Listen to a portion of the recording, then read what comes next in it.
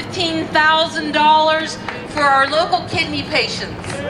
That is just wonderful. Our goal is $22,000. So when you get home, please tell your family and friends, and we'll here recruit more sponsors to reach our goal. Let me see what else I have to say. I'm Susan Scarpelli. I've been a dietitian since 1978, and I've been board certified as a kidney dietitian for the past 20 years. So I am very qualified to let you know how important this money is that we get from the National Kidney Foundation of Western Maryland. The National Kidney Foundation of Western Maryland covers 20 counties, and besides Maryland, it also covers West Virginia, Virginia, and Delaware. And here, I want to introduce George Franklin. He is our newest National Kidney Foundation Western Maryland Bike Ride Committee member. We just recruited him 20 minutes ago.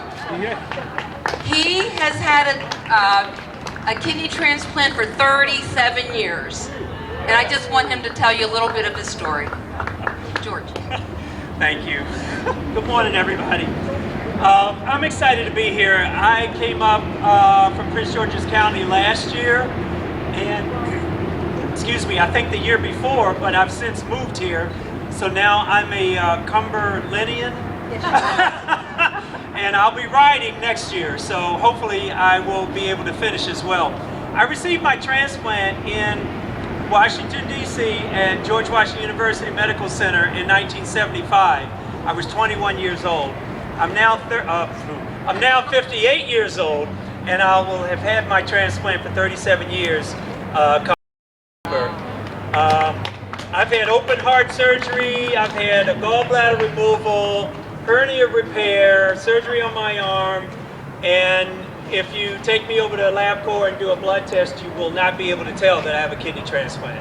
So on behalf of the National Kidney Foundation and my unknown donor, because I've never been able to find my donor, I do know that she passed away in a car accident in Tennessee, and I was the best match for the kidney, so they brought it up to DC.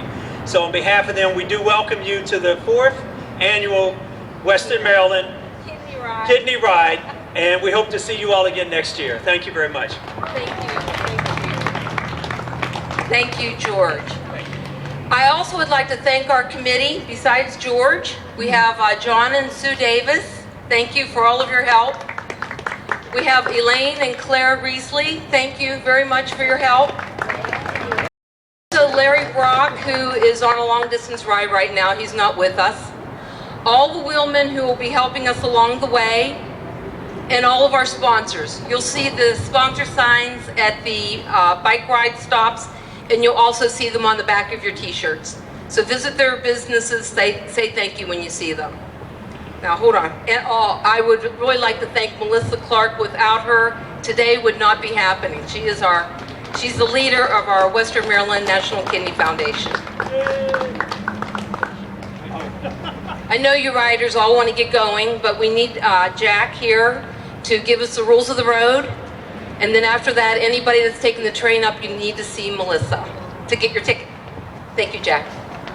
Well, the rules of the road are just as if you were riding on the road. Keep to the right primarily. It's okay to ride side by side, but please pay attention. Our trail is very busy, especially on the weekends.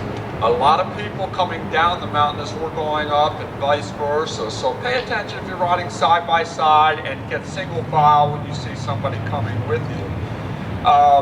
2 real important safety tips. Probably should walk through the tunnels. All right. Even though the first tunnel is lit, it can still be a little hazardous because the paint on the roadway has pretty much faded. So it's sometimes hard to tell where the wall is and where the guardrail is on the other side. The second thing is you will be crossing the railroad tracks, and there's 2 things you need to watch out there.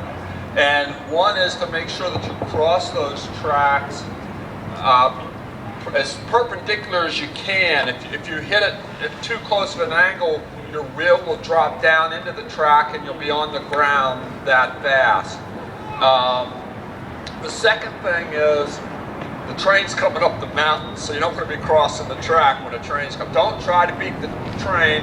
And the second thing on the train is if you hear the train coming and you're at the tunnel, wait. You don't want to be in the tunnel with the train. The steam and the soot is just horrible, and for that matter, you don't want to race the train either because some of the debris coming out of the stack is still hot, so it can put a hole in your shirt. So pull over to the side, let the train go by, and wave at everybody. All right.